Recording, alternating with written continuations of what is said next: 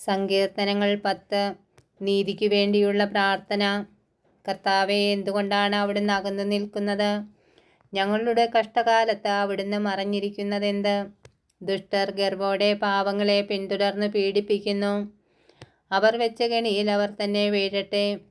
ദുഷ്ടൻ തൻ്റെ ദുരാഗ്രഹങ്ങളെക്കുറിച്ച് വൻപ് പറയുന്നു. അത്യാഗ്രഹി കർത്താവിനെ ശപിച്ചു തള്ളുന്നു. ദുഷ്ടൻ തൻ്റെ അഹങ്കാരത്തള്ളലാൽ അവിടുത്തെ അന്വേഷിക്കുന്നില്ല. ദൈവമില്ല എന്നാണ് അവൻ്റെ വിചാരം. അവൻ്റെ മാർഗങ്ങൾ എപ്പോഴും വിജയിക്കുന്നു.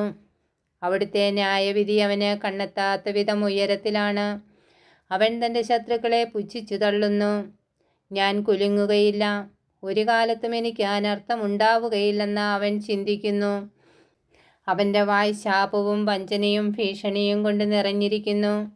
അവൻ്റെ നാവിനടിയിൽ ദ്രോഹവും അധർമ്മവും കുടികൊള്ളുന്നു. അവൻ ഗ്രാമങ്ങളിൽ പതിയിരിക്കുന്നു. ഒളിച്ചിരുന്ന അവൻ നിർദോഷകരെ കൊല ചെയ്യുന്നു.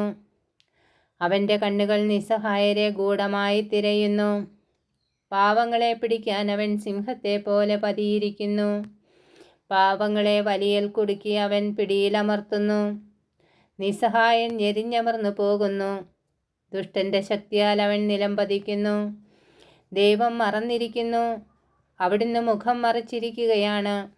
അവിടുന്ന് ഒരിക്കലും ഇത് കാണുകയില്ല എന്ന് ദുഷ്ടൻ വിചാരിക്കുന്നു. കർത്താവേ, ഉണരണമേ. ദൈവമേ, അവിടുന്ന് കരമുയർത്തണമേ. പീഡിതരെ മറക്കരുതേ. ദുഷ്ടൻ ദൈവത്തെ നിഷേധിക്കുന്നതും അവിടുന്ന് കണക്ക് ചോദിക്കുകയില്ലെന്നും ഹൃദയത്തിൽ മന്ത്രിക്കുന്നതും എന്തുകൊണ്ട്? അങ്ങ് കാണുന്നുണ്ട്. കഷ്ടപ്പാടുകളും ക്ലേശങ്ങളും അങ്ങ് തീർച്ചയായും കാണുന്നുണ്ട്. അങ്ങ് അവ ഏറ്റെടുക്കും. നിസ്സഹായൻ തന്നെ അങ്ങേക്ക് സമർപ്പിക്കുന്നു. അനാഥന അവിടുന്ന് സഹായകനാണല്ലോ. ദുഷ്ടൻ്റെയും അധർമ്മിയുടെയും ഭുജം തകർക്കണമേ. ദുഷ്ടതയ്ക്ക് അറുതി വരുന്നതുവരെ അത് തിരിഞ്ഞ് നശിപ്പിക്കണമേ. കർത്താവ് എന്നേക്കും രാജാവാണ്. ജനതകൾ അവിടുത്തെ ദേശത്ത് നിന്ന് അറ്റുപോകും. കർത്താവെ, എളിയവരുടെ അഭിലാഷം അവിടുന്ന് നിറവേറ്റും. അവരുടെ ഹൃദയത്തിന് ധൈര്യം പകരും. അവിടുന്ന് അവർക്ക് ചെവി കൊടുക്കും.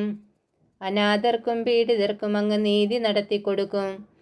മണ്ണിൽ നിന്നുള്ള മനുഷ്യൻ ഇനിമേൽ അവരെ ഭീഷണിപ്പെടുത്തുകയില്ല.